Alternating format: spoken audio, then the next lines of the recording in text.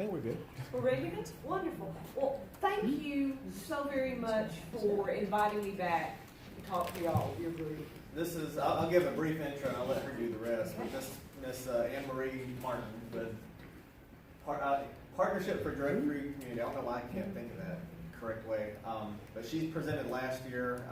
Great program. That's why we wanted to have the older kids involved, because vaping, I mean, I think when I spoke with you the day before, I'd gotten an email from Madison City Schools about vaping and repercussions of and all this other. So it's very real subject that's kind of, it's been crazy over the years with just the amount of vaping and all these different things that they have now. Yes. But she's coming, ask many questions, whatever. I know last time was very informative. We've got food up here, and then afterwards, Team Builders, which is ministry here through the Rock, has those freezer meals they partner with us each month. So before you leave, we'll roll out some meals. Feel free to take a couple, it's usually casserole type meals. And that's really all I had. I'll hand it over to you. Thank you so much. Well, as he said, I am Anne-Marie Martin with Partnership for a Drug-Free Community.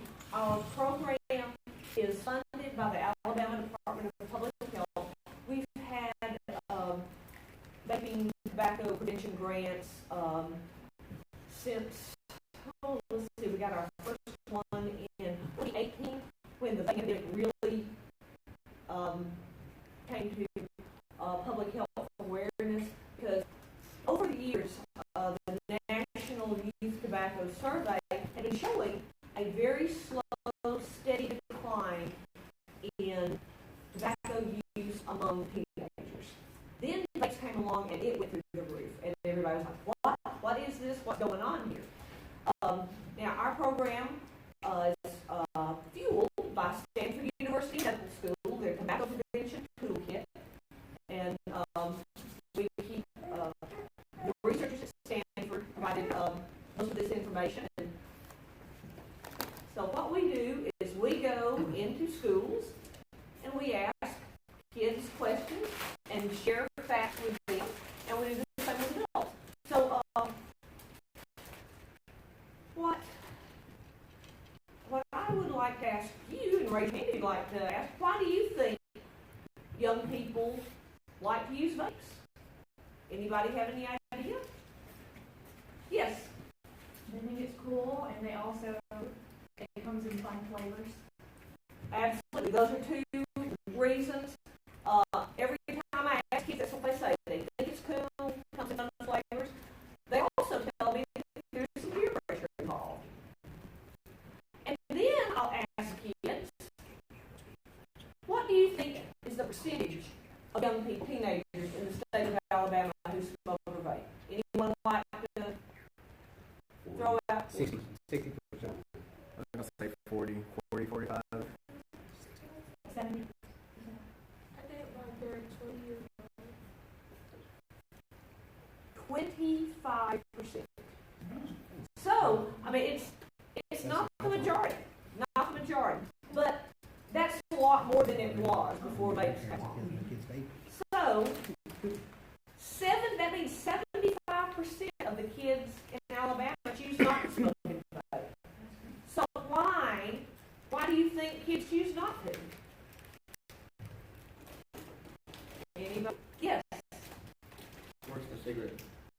It's worse than a cigarette? Well, we don't know that, but some people think perhaps it is, but it is bad for your health.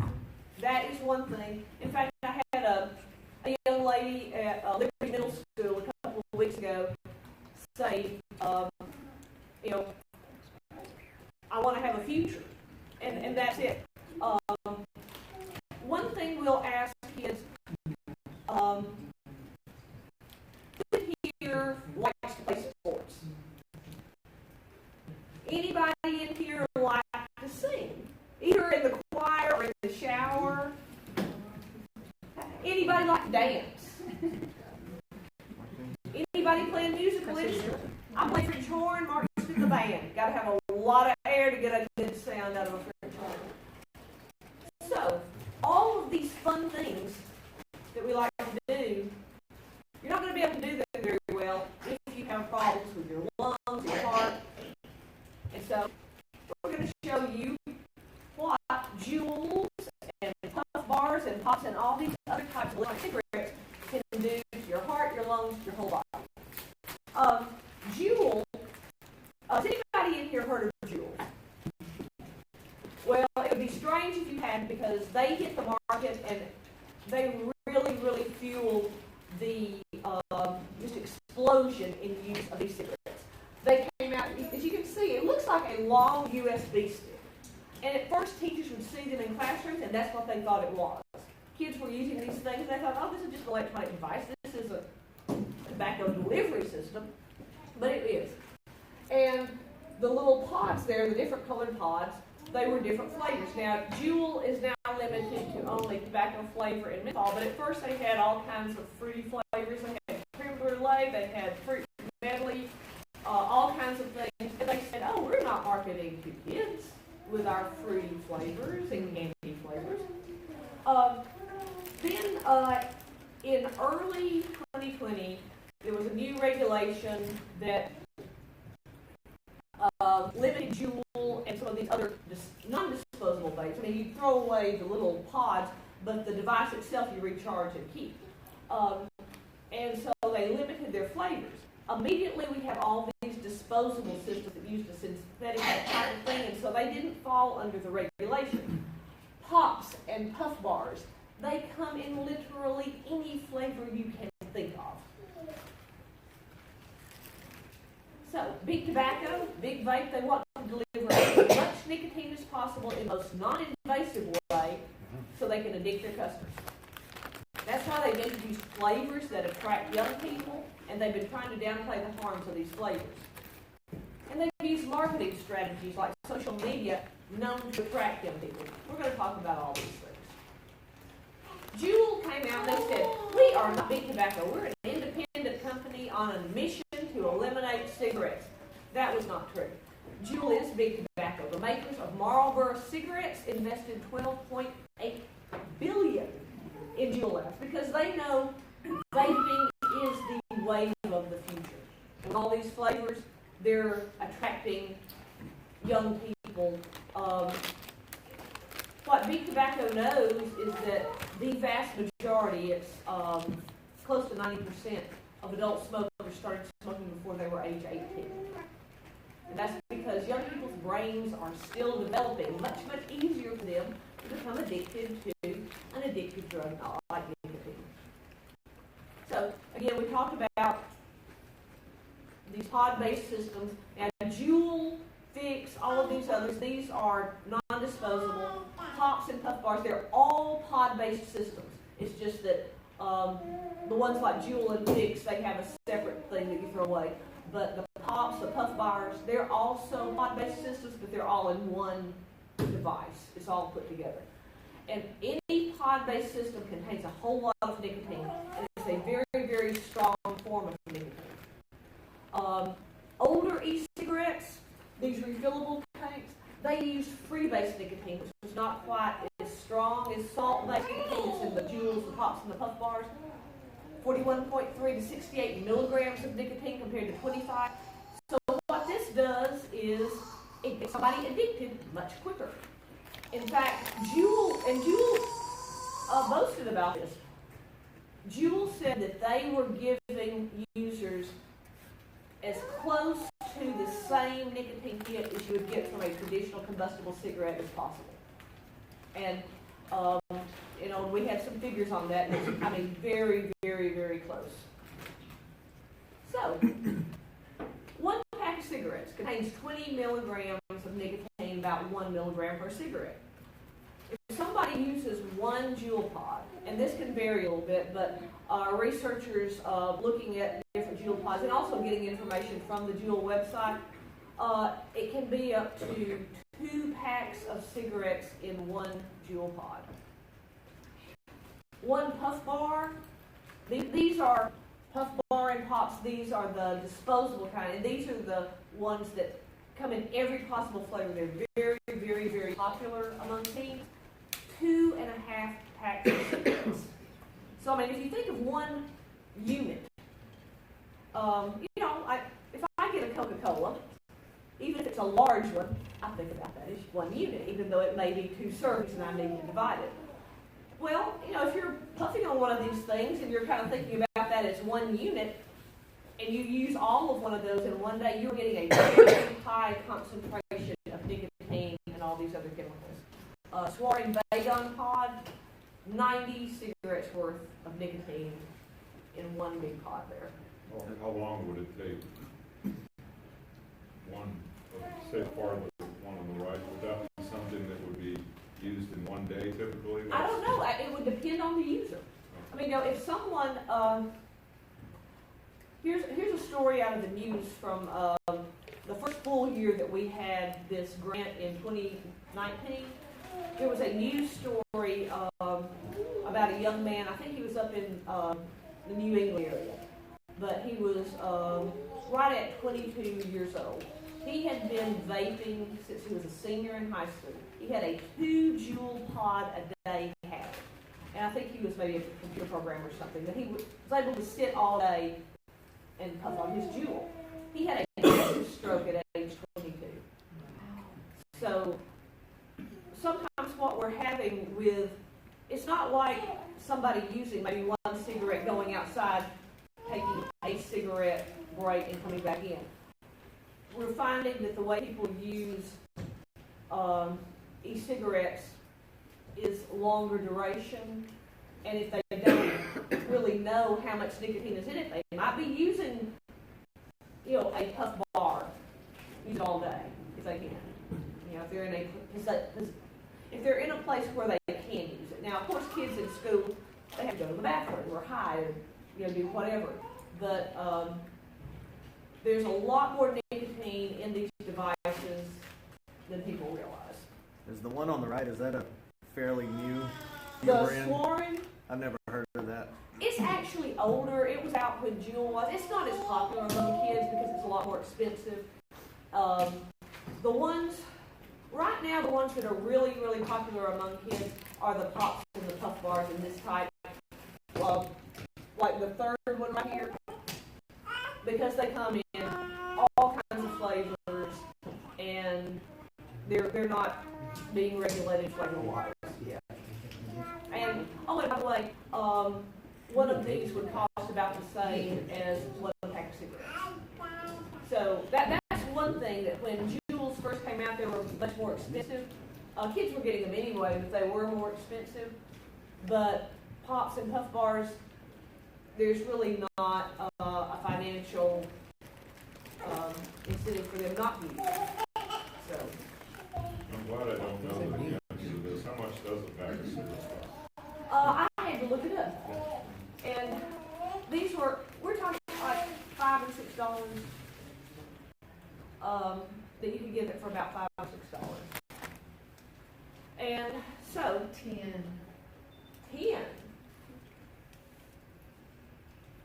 Well, the last time I looked up pops and puff bars, they were selling online for between $5 and $6. Well, I hope they're going up. That would be good. That would be very good. So we talk about how much nicotine is here, and we tell kids exactly what nicotine will do. Now on all of these packs, whatever they are, whether it's a cigarette, whether it's Juuls, pops, puff bars, it does say on there, this product contains nicotine. But if you don't know what nicotine actually is and what it'll do to you, that doesn't mean anything. So, we talk to kids about how nicotine rewires and changes your brain. That's the whole addiction process.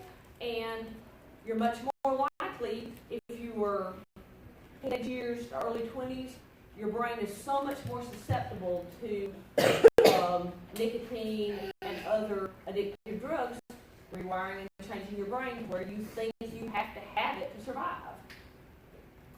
It also causes your heart to beat faster due to a fight or flight response.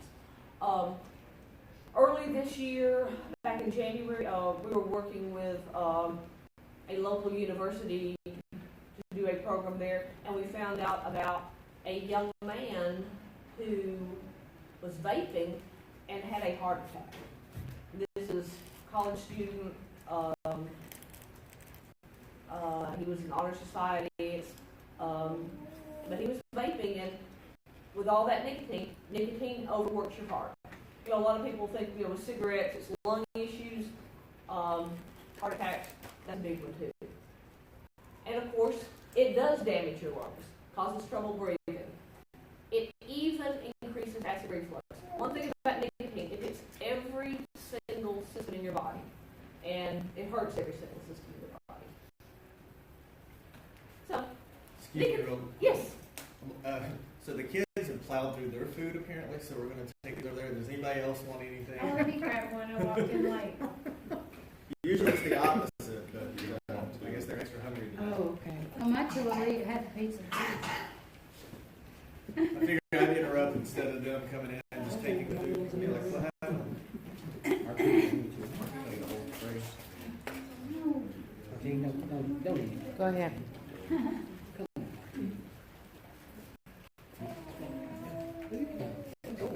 Don't bring it. Did Brandon never feed you? Never. Brandon don't feed us. You want to sit off on wrestling?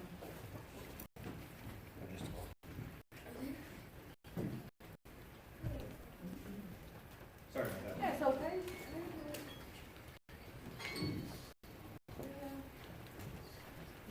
Well, now we have nicotine, but that's just the start of the bad stuff that's in these pods. We also have, yes, Most middle schoolers, wherever, I know several people who are on the football team, and some of them go over to the high school, and they in contact with some of the 12th graders asking if they can buy them vapes. Yeah, it gets to be a problem. Oh, by the way, it is illegal for anyone under age 21 to buy any kind of tobacco product. So, Under 21? 21. 21. That went into effect. But it's been around for a couple of years now. 21. Yeah, so we have benzoic acid in there, glycerol, and propylene glycol. Propylene glycol is in a lot of products. It has not been approved for us to inhale, and that's a big issue there. A lot of the things that are in vape liquid, a lot of the chemicals, some of them have been approved for you to ingest, but not for you to inhale. And I was telling you, there's a big difference between what your stomach can handle and what your lungs can handle. There's different oils, extracts, and flavors, and a whole lot of questions. Because the makers of these products do not put all of their ingredients on the label. But our research friends analyzed vape liquids, and they found 59 at least different chemicals. And some of these, especially these up here in red, toxic chemicals. We have a whole bunch here that are irritating, like, okay, caffeine's in there. Caffeine's fine for you to eat in moderation, but what happens when you're inhaling it? That's a different thing, and it's not just smelling. And we'll talk about this in a minute.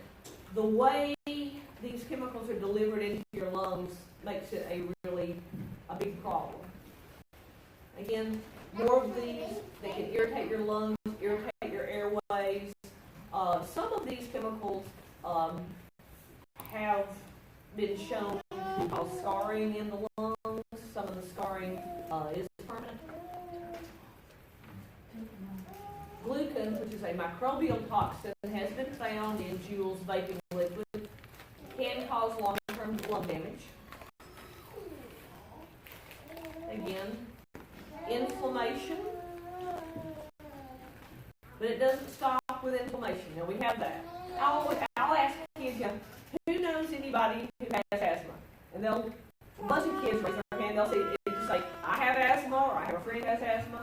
And this is going to make anything like that much worse. Destroys air sacs. And it causes a weaker immune response to infection.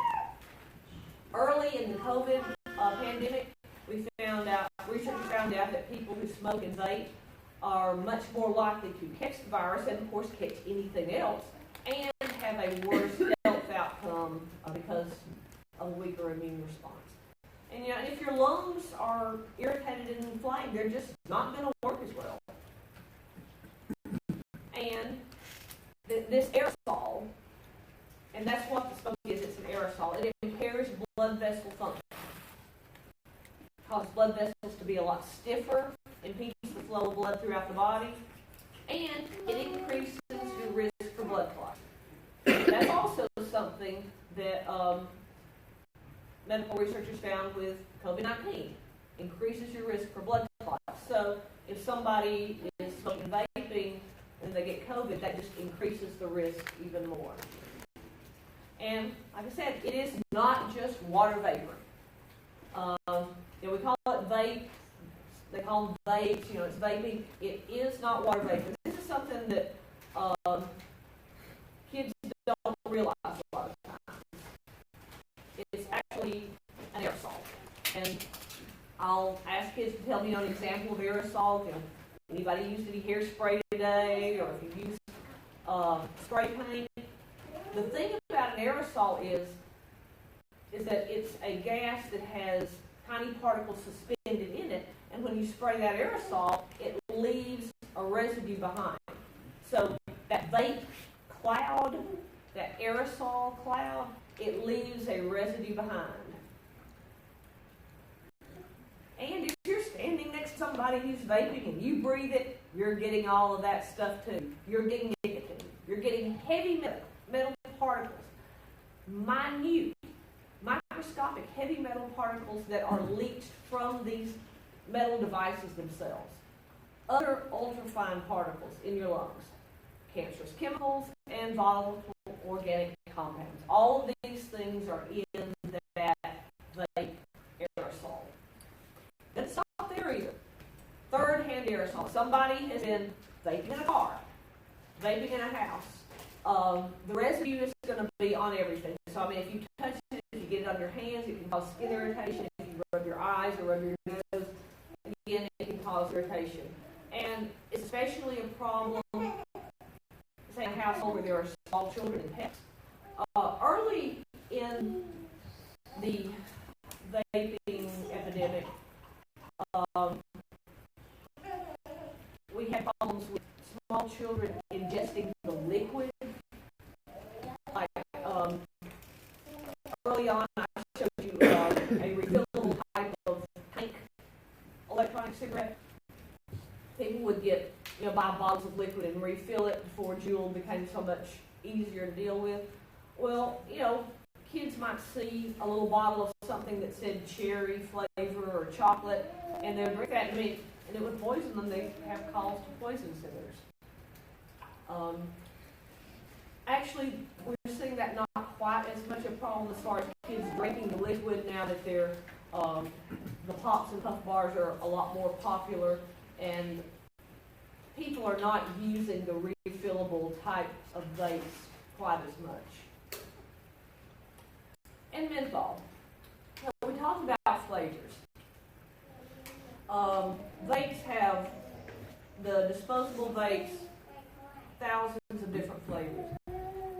But there's only one flavor allowed in traditional combustible cigarettes, and that is menthol. And early, when menthol cigarettes came out, the tobacco companies targeted the African American community.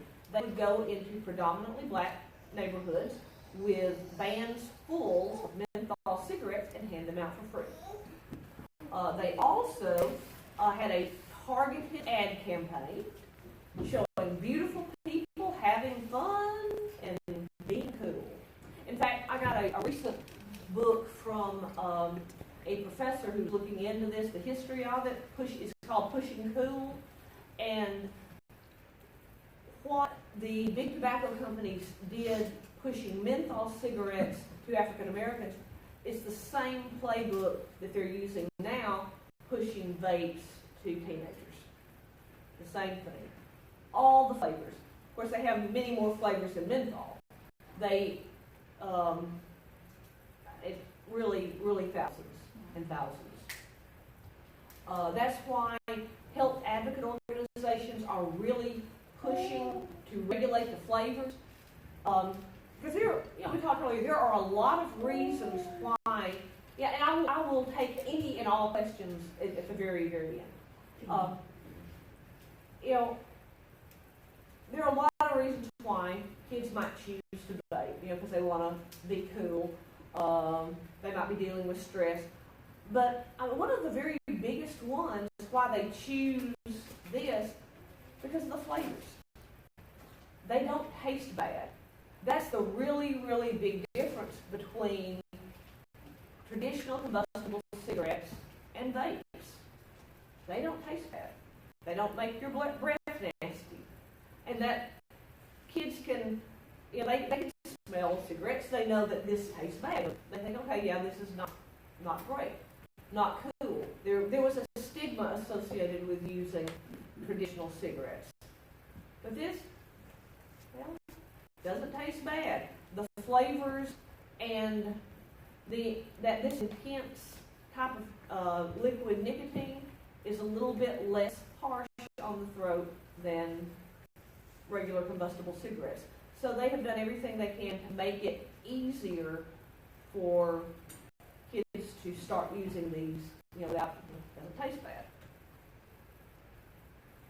But again, the flavors themselves are a big problem. Nicotine's a big problem, but these flavors have been shown to impair lung function, and they're also seeing that there's a heart disease risk also. This is early Juul ads, when they were saying, oh, we're trying to help adults stop smoking traditional cigarettes. They were using ads that were very clearly targeting young people. Blue, another brand, again, trying to make it cool, targeting young people. And they paid social media influencers to create a culture of cool vapes. One paid influencer said that they liked her edgy style and that she appealed to a younger market. So, this is a question that I always ask kids. If you take time to plan when to vape, how to pay for it, where to get it, you have to do it first thing in the morning. You even have to leave class to do it. What's the state of your brain? Is it good at planning? Is it addicted? Is it manipulated by big tobacco, or is it aerosolized? Who thinks it's A? Who thinks it's B? Who thinks it's C? Who thinks it's D? It is actually addictive. Although, you have been manipulated a little bit, but the real reason, if somebody is that focused on vaping to where they have to do it or they feel awful and they have to put that much time and energy and money into it, they are addicted. And nicotine, by the way, is as addictive as heroin. So, we, at Partnership, we focus on a lot of different drug issues. We also have a recovery resource hub to help people who are dealing with a substance use issue get into the treatment that they need. And, we have peer support specialists who have gone through treatment, have been in treatment and have been sober for many, many years. And some of them, they've given up everything else except nicotine. So it's difficult. We have a youth advocate group. It's called Today's Youth, Tomorrow's Leaders. And these young people go with us out into the community, and they come out. We have different campaigns to raise awareness about the lies the tobacco industry's been telling people and the dangers of smoking, vaping. This is last year's campaign called Airing Out Big Tobacco's Dirty Laundry. They created t-shirts with actual quotes from the tobacco industry. These all came out during the tobacco settlement lawsuit in the 90s. The whistleblowers came out, and it showed very clearly that big tobacco companies knew exactly how bad their products were, and they were specifically targeting young people. So this year we have a different campaign that we are working on this summer, and it's called Level 75. I told you earlier that 75% of the kids in Alabama don't smoke or vape. Well, we are now at level 75, and we want to level up. So it's like in gaming. We want to spread the word about the facts about smoking and vaping, and help raise awareness in Alabama, and hopefully people will choose not to and to stop, because there are a lot of good ways to stop. We also have the Smoke Free Huntsville Coalition. If anyone would like to get involved with that, we meet usually once a month. We have met at the partnership office. Our office is located at the corner of Clinton and Seminole, and we've also had virtual. We've been mostly virtual for the last couple of years, but anyone who would like to help spread the word about and advocate for reasonable smoking and vaping restrictions. Also, the Alabama Department of Public Health has got a great program at 1-800-QUIT-NOW, quitnowalabama.com. I've talked to the people involved with this, and they have a very, very high success rate for people who complete the program. If you sign on, you can do it online or over the phone. They provide free nicotine replacement therapy, as well as phone counseling. And for people who actually complete the program, go through the whole program, I think their success rate is about 90% for people who actually do go through the whole program. So, we do, if anybody knows anyone who needs help like that, we can recommend this program. And so, does anyone have any questions about anything at all? Yes? What are the parents of teenagers and kids, how do they take it? Well, that's a really good question. And that's one reason why I'm talking to adults here tonight as well as kids. A lot of people don't know exactly how bad these products are.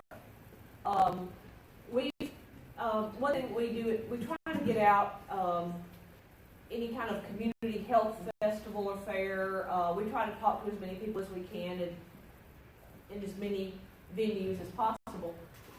And sometimes we'll talk to people who are like, well, vapes aren't as bad as cigarettes. Like, well, we don't know that. We know how bad cigarettes are for the human body because we have decades worth of medical research into the health effects. We know vapes are bad because we know they contain nicotine, and we know what nicotine does. We know they contain these dangerous chemicals, and we know what these chemicals can do. We don't have the decades worth of research into what's going to happen, but we do know people get very sick. They can get sick, they can have heart attacks, they can have strokes. There's some anecdotal evidence from doctors that's for people who vape a lot. Some doctors have reported seeing bad outcomes earlier than they would have expected if somebody had been smoking and vaping. But we do not know this yet. We're going to know a whole lot more in 10 years, but a whole lot of people are going to be suffering. They're going to be paying for it, absolutely. They're going to be suffering. So, and kids ask me, just about every time I talk to any group, they'll say, well, which is worse? I said, well, would you rather get hit by a train pulling 5 cars or pulling 10 cars? You're still getting hit by a train. And right now, we don't know, they may wind up pulling the same number of cars. We just don't know yet. So that's why we want adults to know exactly how bad this is. Because we have talked to parents who did not realize that these were that bad. They thought, oh, well, you know, it doesn't smell bad, it doesn't have tar, so it's a less bad solution. And we don't know that. We absolutely do not know that. There's a lot of reason to be concerned. But one of our board members at Partnership is a retired pharmacist. And she used the information she got from our program to convince her 15-year-old grandson to quit vaping. And that was 2 years ago. That was in 2019 when we were just starting to get into the schools and talk to kids. And he didn't know how bad it was, but she found out. She talked to him, and now he talks about how, you know, he quit doing this because of how bad it was, and he was concerned about his future, his health. But yeah, that was a very good question. I think it matters. I think it depends on how much the parents know about it. Anybody else? You made a comment earlier, and I know why you said it. You said the price went up, that would be a good thing. Because is there any kind of anecdotal or evidence that kids are willing to pay a higher price? Then keep going up? Well, actually, among health advocate organizations that do advocate for higher tobacco taxes, if you put in a significant higher tax, and we're talking, it needs to be a couple of dollars, it does reduce smoking. They do have evidence about that. So, like the American Heart Association, the American Lung Association, the American Cancer Society, when they are advocating for an increase in tobacco taxes, they do not compromise on the amount. They don't say, oh yeah, well, we'll put it up 50 cents. No. They said, we will not support anything that doesn't go up by a couple of dollars, because they know it's not really going to affect anything. So when you think of addiction, you think of teenager being willing to maybe steal or figure out another way to get the money to buy it. But these right now, they're not, from what we're hearing, they're pretty easy to get a hold of, and they're really not having a problem with the price point. Yes? No way, who lets their 14-year-old foster son, they let him smoke, vape, do drugs, whatever you name, they let him. Wow. Wow, that's rough. And well, at our organization, Partnership for a Drug-Free Community, we do have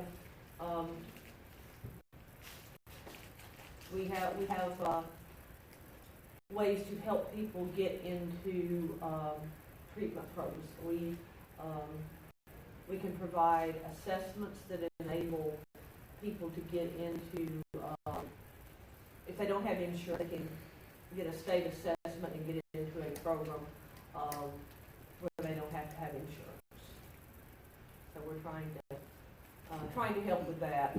And but wow, that's rough. And I was once inside the house. I'm sorry, what was that? Once I was in that house. Oh wow. Wow. How did that make you feel? I was a little bit disappointed in the fact that he worked with DHR and he didn't really care for any foster kids there. Didn't feed them, gave him a phone and thought they could take care of themselves, told them to feed themselves. One of the kids, they're burnt noodles into the microwave. Wow. I'm gonna burn the entire apartment down. Wow. That's rough.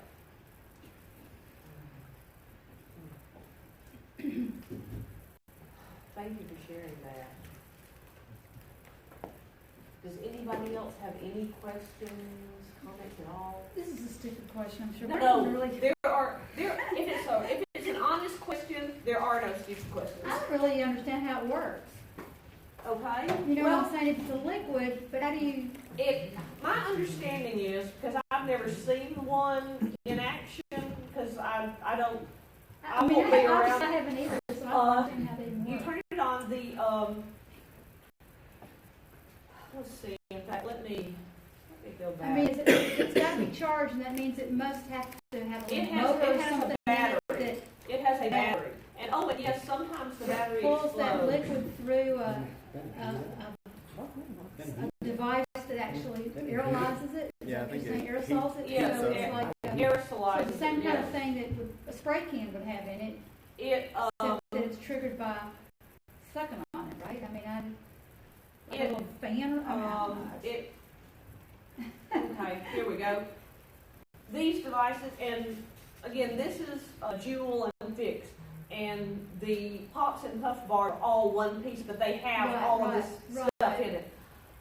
It has a rechargeable battery, and so, I mean, you turn it on, it heats up the liquid, Okay, it gets heats hot it. enough, and then you suck on it, and Okay, so it's basically making steam. it's making a vapor. Making I mean, okay. excuse me, an aerosol. It is Because- making an aerosol. Because of heat. Because of heat. Okay, well, that answers that question. I didn't know if it was mechanical or heat or No, whatever. no, it Okay, is so it just heat. heats it It up. gets very hot, and there Can they There, explode? yes, they can. There Okay. actually have been a few instances, and it was more early on. I haven't heard of one exploding lately, but people have been killed. There was one guy, there was a story, I think it was in Texas, went into a shop, got a vape, went out to his car, turned it on, the battery exploded, part of it went into his brain. It was awful, yes. Yes, sir. So I was supposed to be on vaping. So they were vaping and like they were doing it around me. So like, I was in my dad's house. Yeah. And my mom's. So they were vaping. Yeah. They were smoking around me and my brother and my sister. And I've talked to some kids who are worried about that, and also they're worried about their breathing and their asthma and things. It's you know, it is it's worrisome. It because it can make it hard for you to breathe. Yes. The disposable vapes, those can be charged back up. If you have, some kids use Android chargers, Oh, really? and they cut off the top part, Okay. and then they take the black cord and the red Uh-huh. one, they attach it, and they open up the vape, Okay. and then they red on the red one, like on the left side. Uh-huh. Then if you put it on the opposite side, it could possibly, most likely, explode the vape. Wow. And it only takes about 10 minutes for it to recharge. Wow. Well, I'm not surprised at all to hear that, because people have been playing around with these things, you know, since they came out. Like the pods here with the liquid, you know, these are not supposed to be refilled, but people figured out right away how to refill the pods. They were putting all kinds of things in them, smoking THC, any kind of mixture, and some of the mixtures contained oil, like vitamin E oil. You know, vitamin E is a nice supplement to eat. Maybe put it on your hands, hand lotion. You do not want vitamin E in your lungs. Vitamin E it's oil. It will coat your lungs. It will mess up your lungs. There's a whole lot of things that you're fine to use otherwise, but you don't want in your lungs. And that was a problem, you know, early on, that people were creating their own little mixtures and of other bad stuff. Yes, sir. When you smoke cigarettes, do you still like smoke them? I mean, when you smoke cigarettes the first time, do you still smoke them over and over? No, they're Like, consumed. I think some- he isn't. They So burn up. basically, you said they're immune to it. Well, no, it's an addiction. When if they become addicted, what happens? The word addiction. If you become addicted to something, your brain, that nicotine, that addictive drug, it has rewired your brain to make you think that you have to have that substance to survive. Now, you really don't, but it's rewired your brain so you think you do. And so you feel really bad if you can't get it. Is there anything that can be done about the design aspects of them? Because I know there's some that are like USBs, or you think it's something that it's not. Well, it gets worse. There are, and I do not have a picture of it. I need to update it with this. This is something I found out recently. There are vapes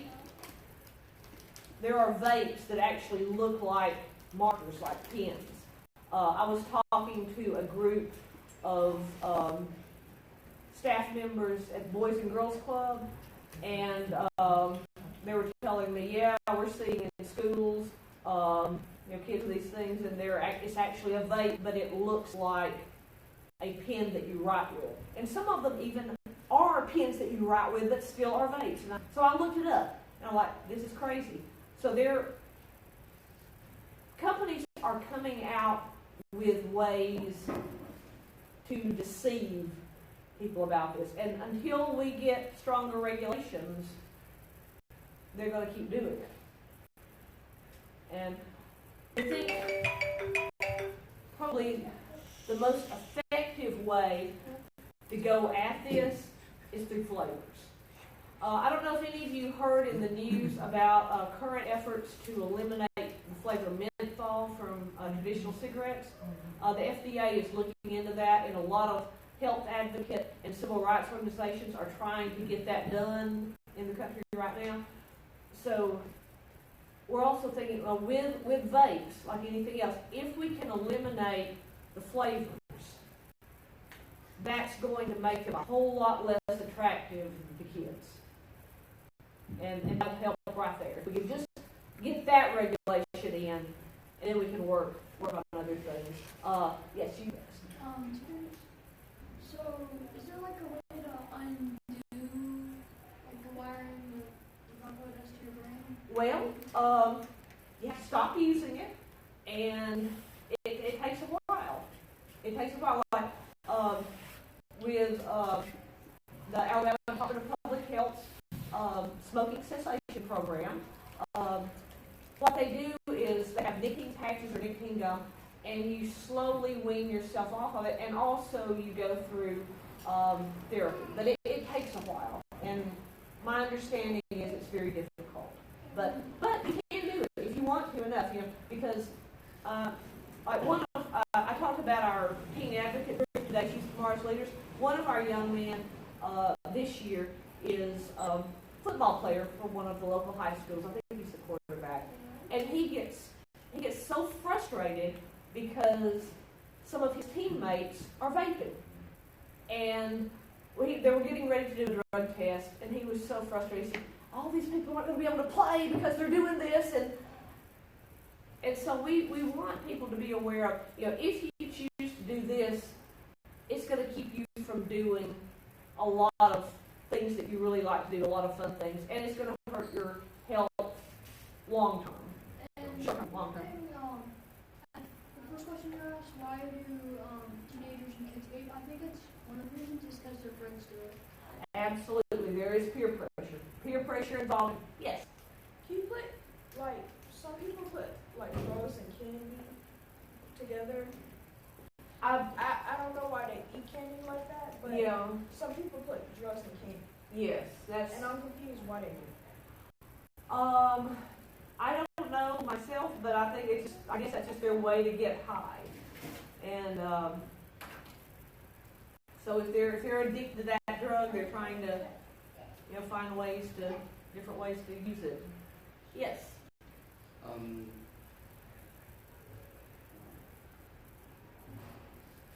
So most of the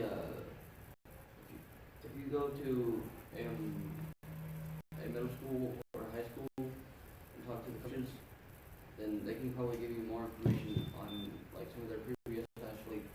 Yes. Now the coaches for the football team, track team, all that, they're throwing down a lot more rules saying if you get caught with a vape, or if you were told, or if they were told by someone else that you have one, then you were opting. Yes, that's what I'm hearing too, and it's well, think about this. If you're using nicotine, something that's stressing out your heart, I'm thinking about this from the coach's standpoint. You know, I might have a kid out here running around. If he's using nicotine, stressing his heart, he might drop dead on me out here while he is performing, running track, or playing a sport or whatever. It's just, it's scary stuff. Or the least harmful thing could be as bad as like what he just said earlier. If they've been practicing all year, got a great team together, they're doing well, and then two athletes fail drug test, and they can't get into the playoffs. That's That's right. the least medically harmful Right. thing that could happen. Right. The coaches don't want any of that. No, they don't want it, and their teammates don't. And so, I mean, a lot of our message here, it's for everybody. It's for the people who are using it or who might want to use it, because we want them to know exactly what's in this before they use it. And it's also for everybody who doesn't want to use it and doesn't want, they just don't want to have anything to do with it. We want them to know exactly what's involved with it too, kind of to reinforce their own ideas, but also, if they're confronted with somebody to say, well, yeah, I choose not to do that, and this is why. And, for adults, anyone who can, speak out in the community and, let people know that, this is a public health problem. So, thank you all so much. Y'all have been just great. Is there anybody else have any other, if you have any other questions at all, Brandon knows how to contact me.